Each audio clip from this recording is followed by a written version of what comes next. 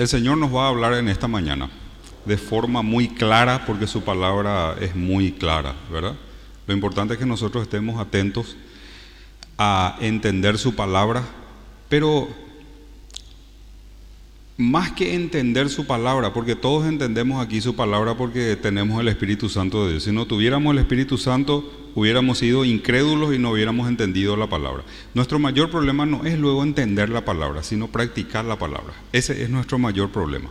Entonces, mientras estudiamos, tenemos que orar en nuestro corazón, ahí en silencio, y decirle: Señor, esto que yo estoy escuchando, ayúdame a llevar a la práctica, porque estoy entendiendo muy bien tu mensaje, pero mi problema es la práctica. Entonces yo te pido, Señor, tu ayuda para poder romper mi incredulidad, porque por incredulidad muchas veces no hacemos lo que ya conocemos de la palabra. Y en esta mañana no vamos a hablar de nada raro, no vamos a hablar de nada complicado, no vamos a entrar a hablar de filosofía ni de teología profunda ni nada por el estilo. No nos vamos a complicar con los idiomas también, sino que vamos a hablar de algo sencillo, claro, y que tenemos que practicar, porque así es como el Señor a nosotros nos habla y no de otra manera. Entonces, el título del estudio en esta mañana es frutos permanentes, fruto permanente. El Señor Jesucristo nos dio una gran misión a todos nosotros, ¿verdad? Nos salvó por su sangre preciosa y nos dijo: no me elegisteis vosotros a mí, sino que yo os elegí a vosotros, y os he puesto para que vayáis y llevéis fruto, y vuestro fruto permanezca, para que todo lo que pidiereis al Padre en mi nombre, Él os lo dé. Eso está en Juan capítulo 15, versículo 16, para los que quieren anotar.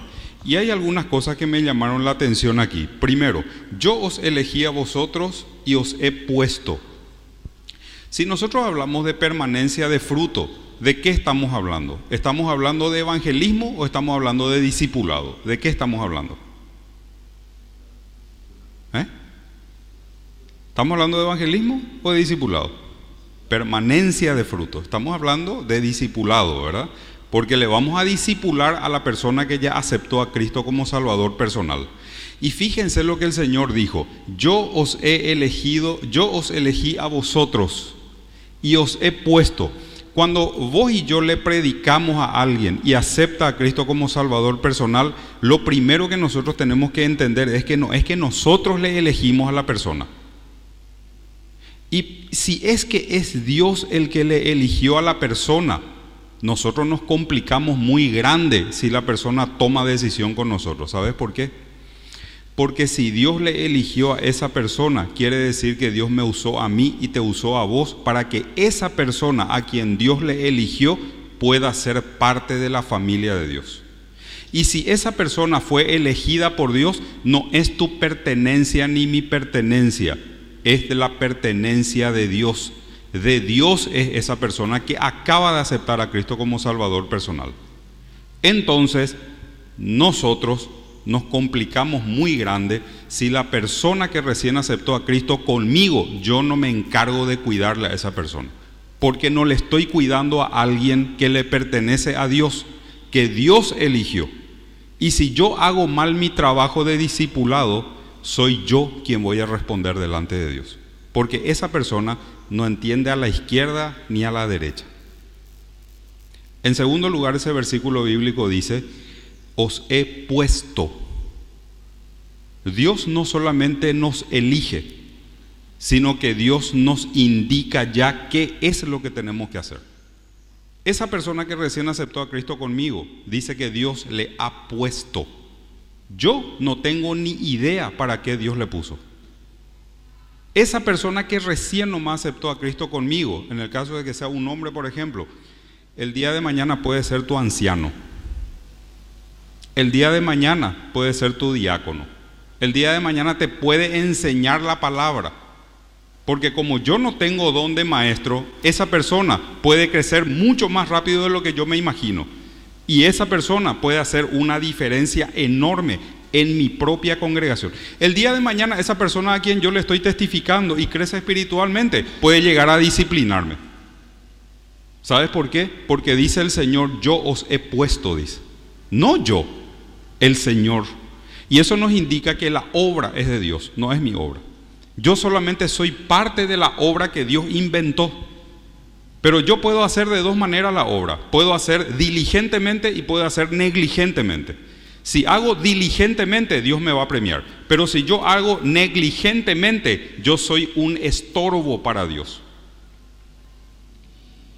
Todo aquel que conmigo no junta, desparrama. Hay otra cosa que me llama la atención de este versículo. Para que vayáis y llevéis fruto.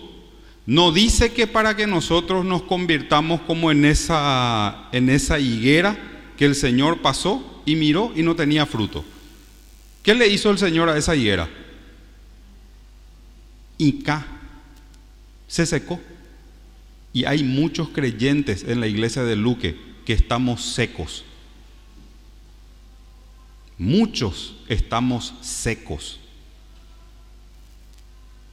Y vos y yo únicamente vamos a poder saber qué tan secos estamos. ¿Cuál es mi fruto? ¿Cuál es tu fruto?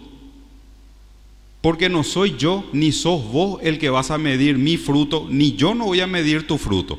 Va a haber alguien que va a pasar por el camino, te va a mirar y me va a mirar y va a ver si estamos secos o no estamos secos. Tercero, vuestro fruto permanezca. Ustedes no se imaginan si vamos a calcular en cantidad de millones de dólares la pérdida de mango en el Paraguay es impresionante. Así también se pierden los frutos en la iglesia. Naña penaina mujer se cuera. Y eso no depende del nuevo que viene. Eso depende de nosotros, los viejos zorros que estamos en la iglesia. ¿Se dan cuenta lo grave que es el asunto del discipulado? Y muchas veces se predica en el desierto, ¿verdad? Nosotros en esta mañana tenemos que ser sinceros, hermanos. Nosotros en esta mañana tenemos que llamarles a las cosas por su nombre. Nosotros no podemos más seguir esquivando la realidad. Solamente el avestruz, bueno, yo no he visto nunca al avestruz que mete su cabeza en la tierra, pero mucha gente dice que mete su cabeza en la tierra al avestruz, ¿verdad? No sé si eso es cierto o no. La gallina, lo que yo sé que si vos le pones debajo de su ala, por ejemplo, o que te bebe. Y hay veces que somos así, ¿verdad? Vivimos anestesiados la vida cristiana. Sin embargo, hay un mundo que se pierde. ¿Y saben qué? No es luego un mundo que está allá que se pierde. Es un mundo que pasó por aquí y se pierde.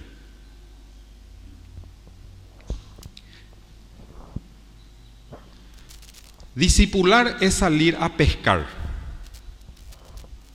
Y los preparativos para la pesca, yo creo que Víctor, Taní y otros cuantos que somos amantes de la pesca podemos saber lo que son los preparativos previos a la pesca. Un ejemplo de preparativo previo para la pesca, Taní.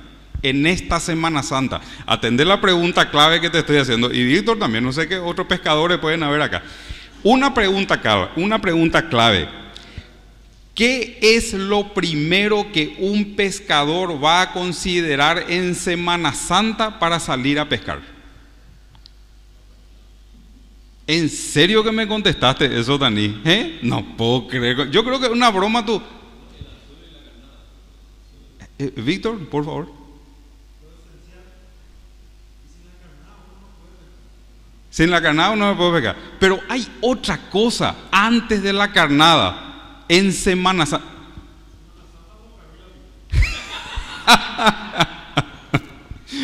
Ahí está. 5 felicitados. Gabriel Pescador. No sé si Gabriel no levantó, no dijo nada, güey.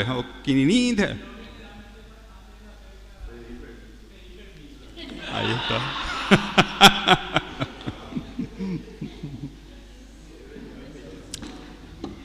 Pei técnico veñan de bien. Pei técnico veñan de. ¿Saben una cosa? El asunto del discipulado, el conseguir un discípulo, es saber pescar.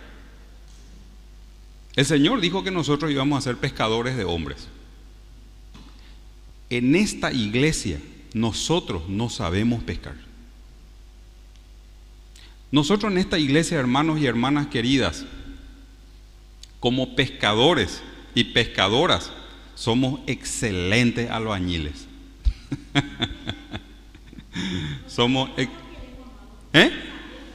Eso es lo que muchas veces ya me pregunté, doña Rosa. Si no sabemos ser pescadores o no queremos. Eso es lo que muchas veces ya me pregunté. Y yo creo que al finalizar este estudio voy a hacer la pregunta y cada uno podemos contestar, ¿verdad?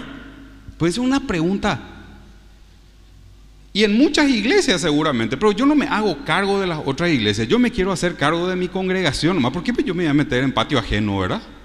¿Por qué me tengo que meter en el patio del vecino? En mi patio es donde yo tengo que saber cómo suceden las cosas. Y yo llego a la conclusión de que no sabemos pescar. Lucas capítulo 5.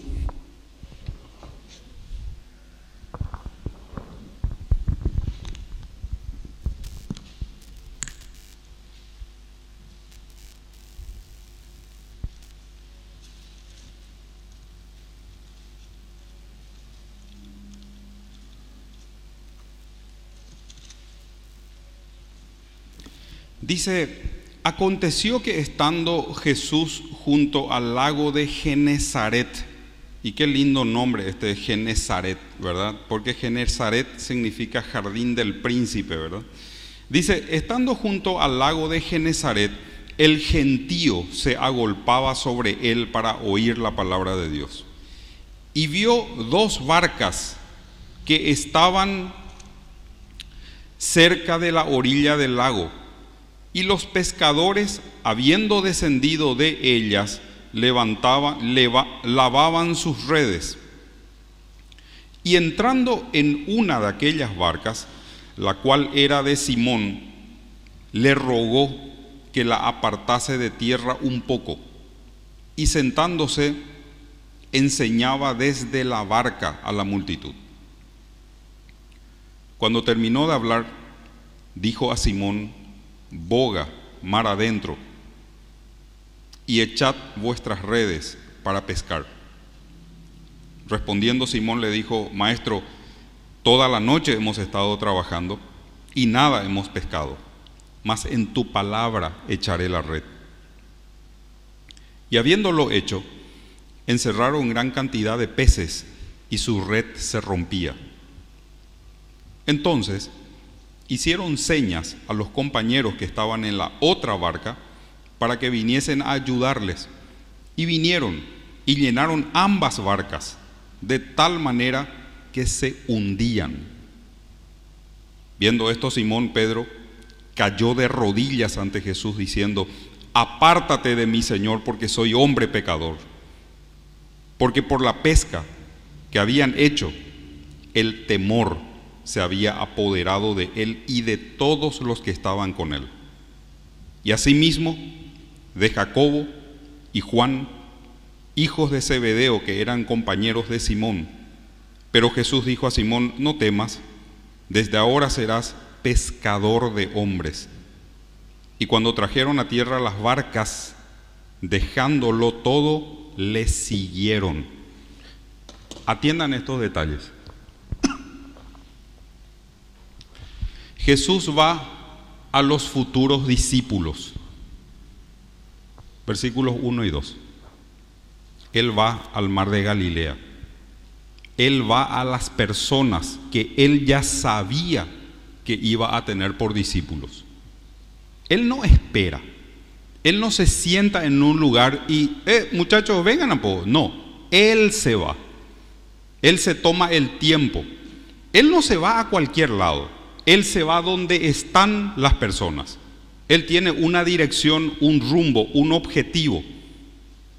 No hace las cosas al azar. No espera a que las cosas sucedan. Él hace que las cosas sucedan. En segundo lugar, Jesús va a la barca de Pedro. ¿A quién él va a elegir como discípulo, como apóstol? Va a la cabeza. Él no da vuelta con el asunto.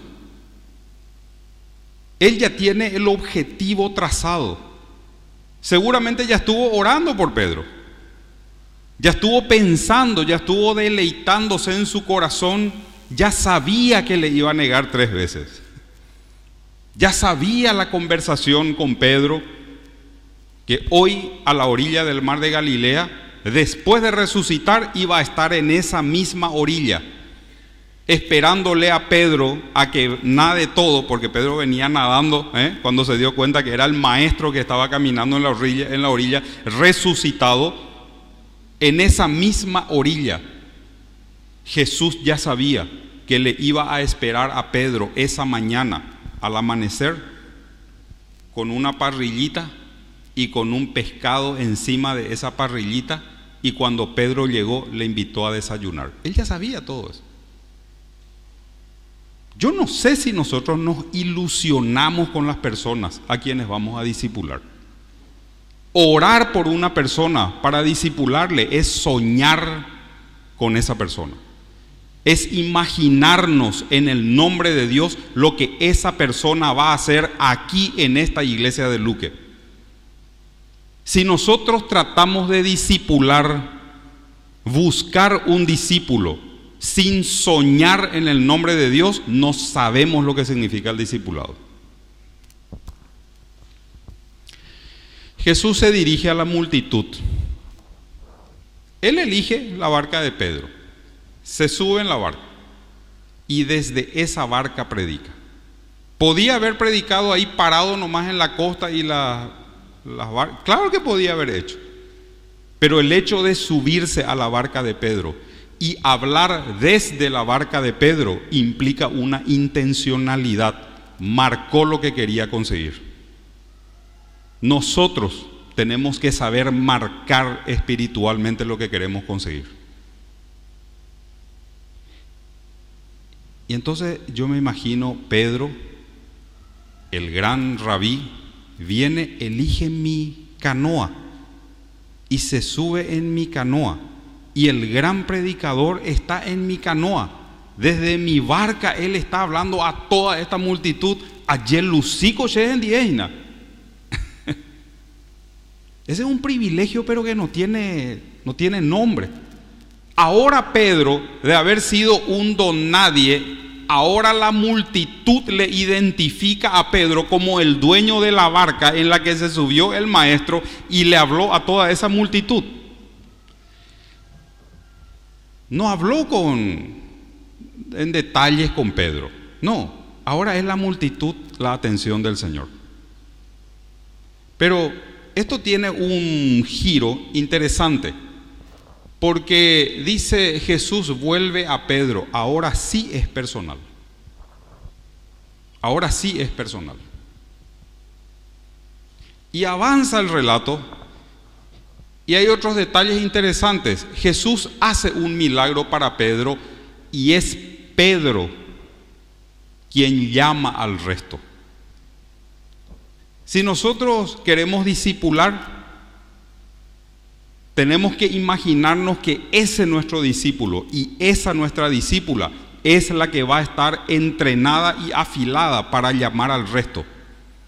Y nosotros, mientras discipulamos, estamos haciendo en el nombre del Señor, hacemos un milagro en la vida de la persona. Porque la persona dejó de tomar, dejó de fumar, de ser mundana, ahora se vuelve santa. Eso es un verdadero milagro. Y cuando esa persona experimenta el milagro de Dios en su vida, a través de mi ayuda, porque yo soy parte de ese discipulado, esa persona se va a encargar de ir a contarle a sus vecinos, no yo. A gritos Pedro le llamó a sus compañeros para que se acerquen y sean parte de ese milagro que Jesús estaba haciendo en su barca. Jesús gana 3 apóstoles por 1 y muchos discípulos, porque allí el relator se encarga, Lucas, de decirnos que estaba Jacobo y estaba Juan, hijos de Zebedeo, 2 más en el grupo de los llamados por el Señor. Y después, ¿quiénes más estaban? Y estaban todos los otros empleados, porque los hijos de Zebedeo pues tenían una empresa pesquera. Ellos eran propietarios, directores de una empresa pesquera. Y todos los demás eran sus funcionarios. Y ahí el Señor gana. Pedro como apóstol, Juan, Jacobo y el resto. Gana a 2 por 1. Si nosotros, por ejemplo, discipulamos sin imaginarnos la cantidad de frutos que va a venir como consecuencia de mi discípulo o mi discípula, no entendemos lo que significa el discipulado. No entendemos. Y si no entendemos lo que significa discipular en estos términos, entonces vamos a terminar el año 2018 entre nosotros cuetemos acá. Y yo sinceramente, hermano, ese negocio no me interesa. No sé si a vos te interesa, sinceramente hablando.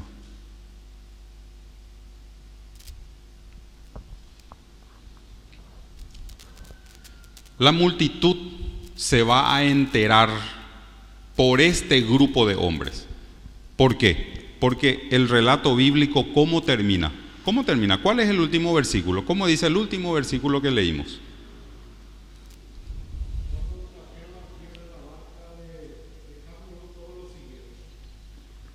¿Saben lo que la gente va a ver? ¿Qué es lo que la gente va a ver? ¿Qué va a ver las multitudes? Según ese versículo, ¿qué es lo que va a ver aquí 10 cuadras a la redonda? La gente. ¿Qué va a ver? ¿Qué van a ver los familiares de mi discípulo o mi discípula? ¿Qué van a ver? Y en términos del versículo, 2 cosas. Dejándolo todo. Número 1. Segundo, le siguieron. Porque es posible dejar todo, pero no seguirle. Pero no es posible seguirle sin dejarlo todo.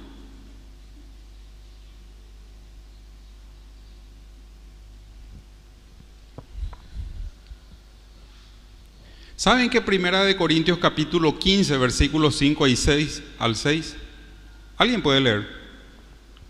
Primera de Corintios capítulo 15, versículos 5 al 6 tiene el mismo principio. No hay nada nuevo, es el mismo principio.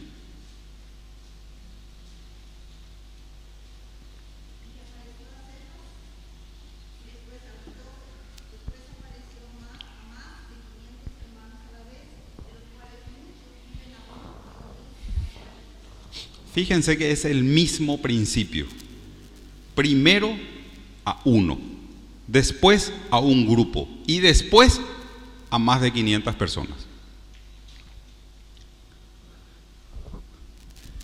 Lo que es multitudinario es emocional, impresiona pues, porque somos muchos pues, ¿verdad?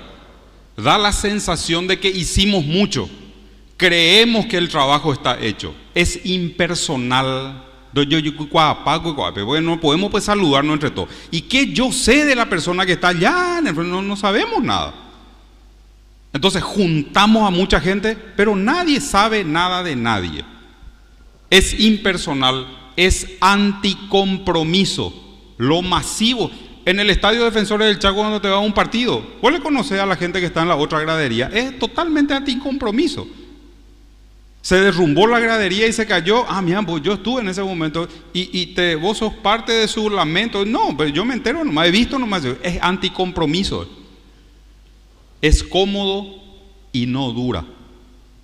Eso es lo multitudinario. Y nosotros somos expertos en lo multitudinario. Tenemos que curarnos de esos, hermanos, primero. Y aprender lo que el Señor hizo. Personal, grupal, multitud.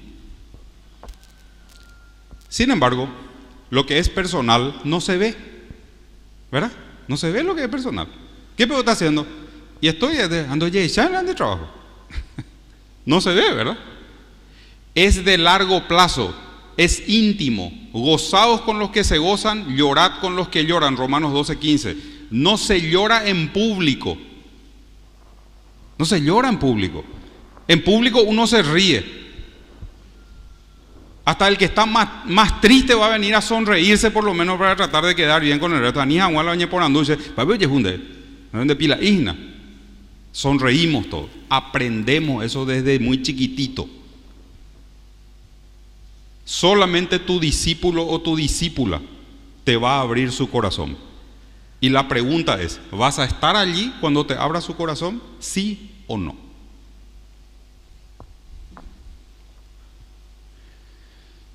Juan 15:16 dice, no me elegisteis vosotros a mí, sino que yo os elegí a vosotros. Y os he puesto para que vayáis y llevéis fruto y vuestro fruto permanezca, para que todo lo que pidiereis al Padre en mi nombre, Él os lo dé. Yo os elegí a vosotros y os he puesto, para que vayáis y llevéis fruto, vuestro fruto permanezca. Pero saben una cosa, hermanos, nosotros tenemos un grave problema con Dios. Gravísimo. ¿Sabes por qué? Por esto, para que todo lo que pidiereis al Padre en mi nombre, Él os lo dé. Mientras nosotros no hagamos todo eso anterior, no estamos autorizados a pedirle nada al Padre en el nombre de nuestro Señor Jesucristo.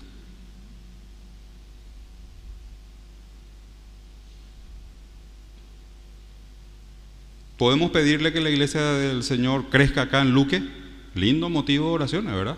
Pero ¿qué tal estamos con el discipulado? Queremos pedirle para que seamos más santos todos nosotros, lindo motivo de oraciones, ¿verdad? Pero ¿estamos autorizados a pedirle?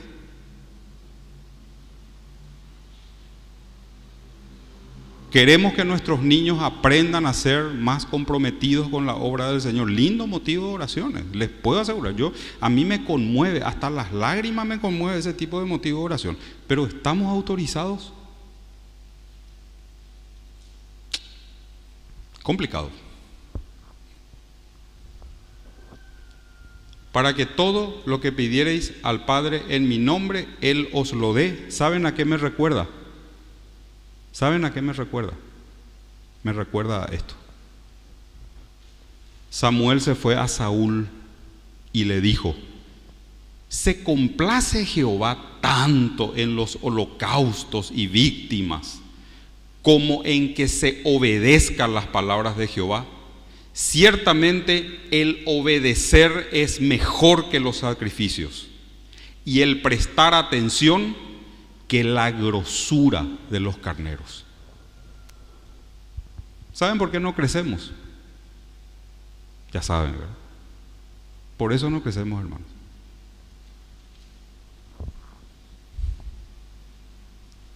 Yo tengo un video de 5 minutos que quiero ver con ustedes. ¿Me permiten? Bueno.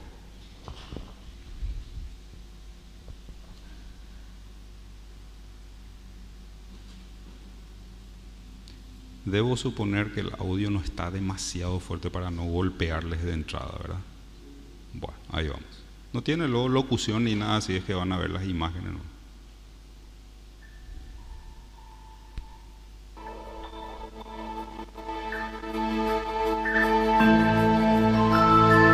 Esto es discipular.